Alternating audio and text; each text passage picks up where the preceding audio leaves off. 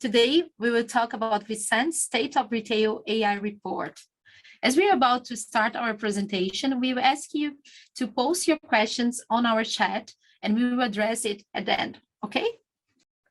I'm Lou. I'm the fashion retail consultant at ViSenze. I have over 14 years of experience as a category manager at a leading fashion retail player in Brazil.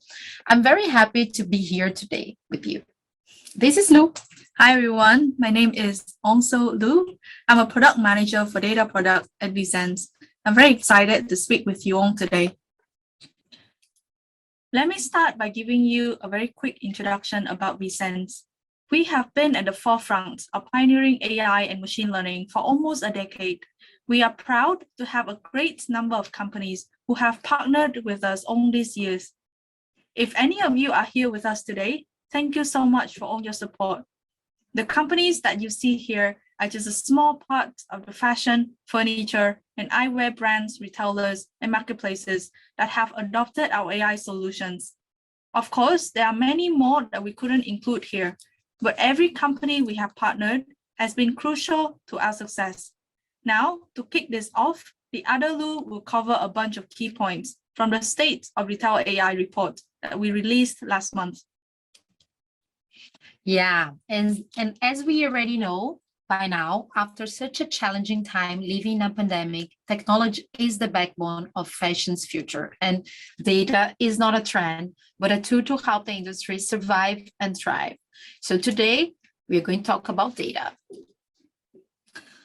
More specifically, this report aims to discuss the challenges retailers face in drawing actionable insights from the data they have. And of course, the benefits and the importance of data in today's industry. As someone who comes from the industry, I know that sometimes you don't have the best tools, you don't have the best data, or you even can't afford so much manual work to get the insights we need for our daily decisions, right? On the other hand, we also know that while we rely so much on guesswork or personal opinion, we leave many opportunities behind in terms of offering the products customers really want. Therefore, we leave behind revenue and margin. So let's have a quick look at the main challenges fashion retailers are facing nowadays. First one, as fashion cycles speed up, retailers don't have enough time to analyze data and act on it. Second one, it's being more and more difficult to predict when a new trend is going to arise and how much it will impact a retailer's product performance.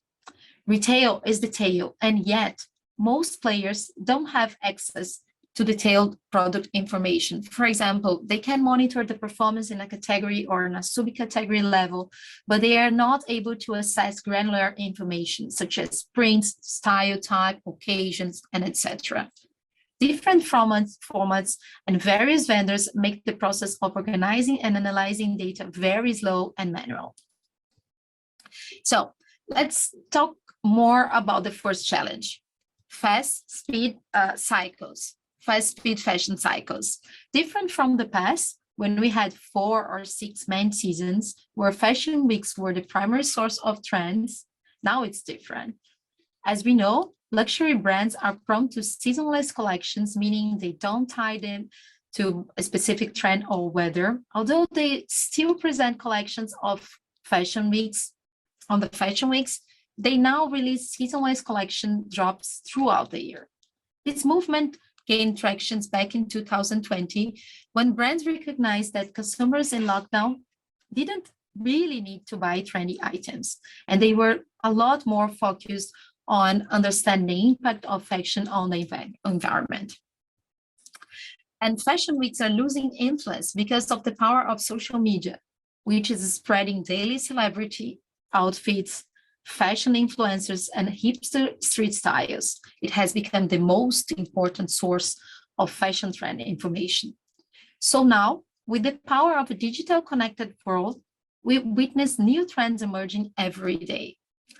And on top of that, fashion shoppers want to buy now what they see now, and brands have to, and retailers have to run to understand the data and take actions in their assortment, e-commerce, and marketing strategies to keep the relevance, and of course, reach sales target. Yeah, precisely. Over and over again, our customers have been frustrated whenever they fall behind in figuring out new consumer trends. This, of course, because it will definitely hinder their growth, but it's just too time consuming to manually dig through piles and piles of data, sometimes just to surface even a single opportunity. The amount of data to keep track of these days is just impossible, as Luciana pointed out from her own experience just now. So brands have been forced to make decisions based on either incomplete data or worse, pure gut feel. So what we have done to help is to find and surface those opportunities upfront as and when they arise. We have pointed our clients to unique insight to improve the product sales in the catalog, which has helped them to decide on the course of action to exploit the opportunities. The best part is that anyone can use our tools regardless of their data skills. In the example shown in this graph, we helped a team of buyers from a Japanese fashion retailer to identify an opportunity based on the activity of shoppers on their website. We identified that their outerwear category had very high growth in views and clicks in September last year, but strangely, sales remained stagnant over this period. On the new Discovery Suite platform that we have, our clients can actually drill deeper to understand why this discrepancy has occurred, because we have the complete catalog data, and our AI model also automatically enriched the catalog with detailed visual attributes. From there, we can help the client to compare between what shoppers were looking for against what our client actually had in the catalog. What we found out was that coats made up just 10% of the catalog and jackets only 8%, but these product types received 27% and 22% of clicks respectively. So we know that coats and jackets are especially underrepresented in the client's catalog, and they are the main reasons why outwear category were not performing as expected. But the question remains, which coats and jackets? What we found in this case was that A-line coats and straight coats have been receiving the most clicks, as represented by the horizontal axis, but they had very low representation in the coat catalog at the time, as represented by the vertical axis. For jackets, it was windbreakers and hooded jackets that they didn't have enough of. We went one step further and performed an inventory analysis on these products, and we realized that they were actually acquired since last season and had not been recently stocked up by the retailer.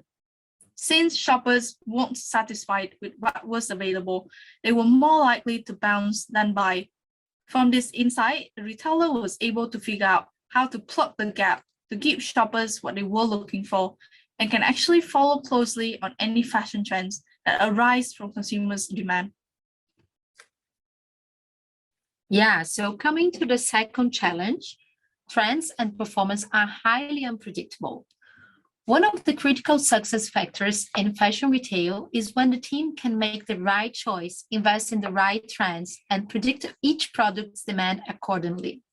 But many factors can influence fashion trends and consumers' demand. To keep up with new trends, retailers and brands have to analyze different sources of data. They need to track customers' consumption habits, e-commerce interaction, purchase, and returns. They need to keep a close eye on the industry and monitor competitors' campaigns, fashion media, runaway shows, influencers, trend forecasts, and so on and so on. And they also have to be alert about the weather, politics, economic conditions, new technologies, pop culture. So let's now see how technology can solve these kind of problems in real life. As I mentioned earlier, our AI model can enrich catalogs at scale with many more attributes than a human can manually generate, but it can actually do so much more.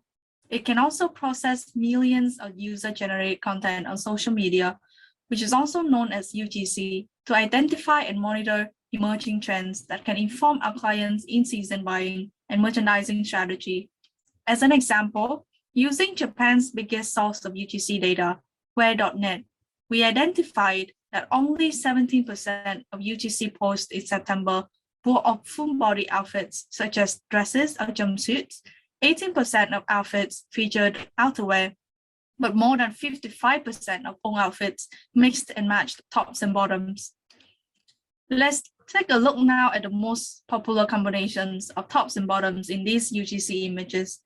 We noticed that 35% of the tops were sweaters and hoodies, which were then paired mostly with skirts and wide leg pants, 44% and 38% respectively. With this information on hand, buyer can use these insights to inform their buying strategy and rapidly adjust the catalog to meet the consumer preferences. But it doesn't just stop there. Marketing teams who now know what's trending can produce the right content and campaigns to attract more shoppers. The digital merchandiser can also offer recommendations for other products that would complement well with what shoppers are browsing based on insight into what styles are trending. So being able to not just follow closely on trends that arise, but also to be able to break them down into the level of details that each team is required is the key to take action for any retailer. Sure. So let's go for the third challenge, lack of granular performance data. This is what we call granular product attribute. And if you can't analyze your assortment in detail, you can't offer what customers want, and therefore you can't achieve your results. As I already said, retail is detail, and fashion retail even more. Imagine you're checking the sales of your full body category and see that you have not only done well, but exceed the target of sales. Good news, right? Okay, now you have to buy more of this category to fulfill the gap in your inventory.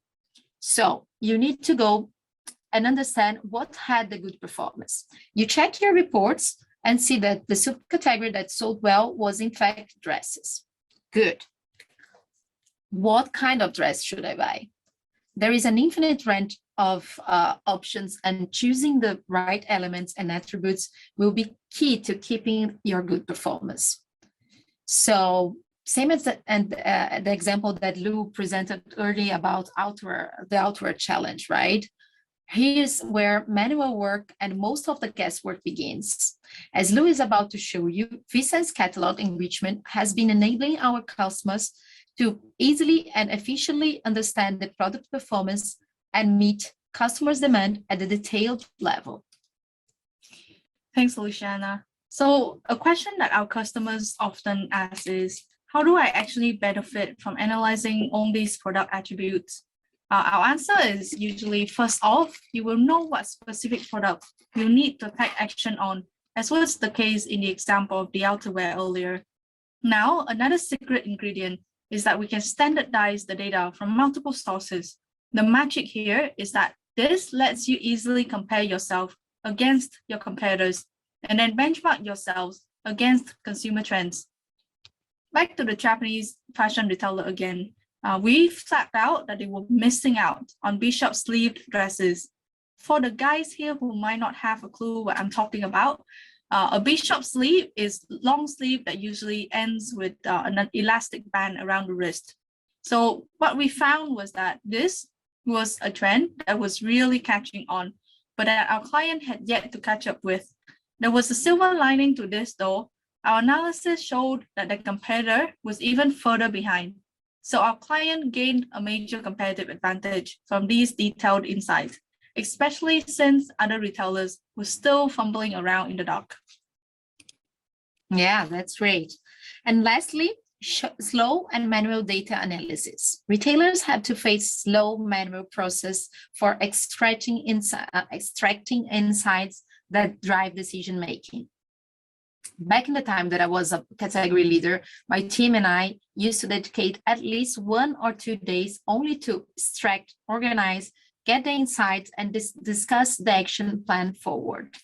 Buyers, planners, merchandisers invest a long time on a weekly basis to make sense of the data they have from different sources and vendors on different systems and in different formats. Using AI technology will help retailers and brands make better use of the huge amount of data they already have.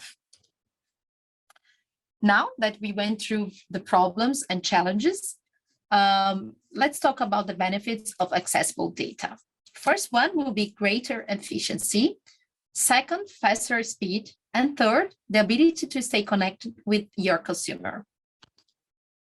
So number one, centralizing data provides greater efficiency. By centralizing data from customers, sales performance, competitors, and other external source, retailers can have a single source of truth. When decision makers have 360-degree view, they benefit from a better perspective to understand the problems and the opportunities they have. They can validate their assumptions across all data points.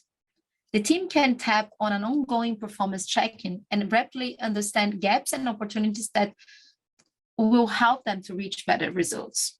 With an automated collection of data and insights generation, the information is more accurate and easier to be analyzed.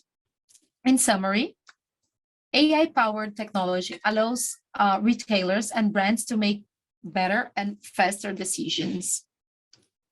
And number two, decision makers can analyze and act at a faster speed. For example, US consumer alone had 1.7 trillion to burn in revenge spending after the COVID-19 vaccine rollout. But retailers should make the right choice in terms of assortment. The ones that couldn't anticipate the consumer preference shift were still investing in sweatpants, while consumers were looking for bodycon dresses to celebrate the almost new normal life back to socialization. So when you have an automated data collection from structured and not structured data source, like inventory figures and images, simple visualization tools for quicker insights, automated product data enrichment with deeper attributes, brands and retailers can make better decisions faster and with less manual effort. And last but not least, retailers can stay connected to customers' needs and preference. The industry knows already that the only way to survive is to be customer-centric. Different from the past when brands and retailers used to push the collection they wanted and the items they had decided to invest in based on historical data or fashion trends prediction, now customers say what they want and when they want. And social media has been the stage for that. It's a major influencer when it comes to purchasing decisions. According to Forbes, 6% of shoppers use social media when gathering inspiration before purchasing. So, using visual AI, brands and retailers can identify key style attributes to discover in-season trends, so they can adjust their assortment to the real-time demand. Visual AI can automate trends analysis instead of following a slow, unreliable process of observing and guessing trends manually. And talking about data, let me share some business impacts now. As we saw in a McKinsey report at the end of last year, data-driven decisions around inventory and store optimization had increased sales by 10%.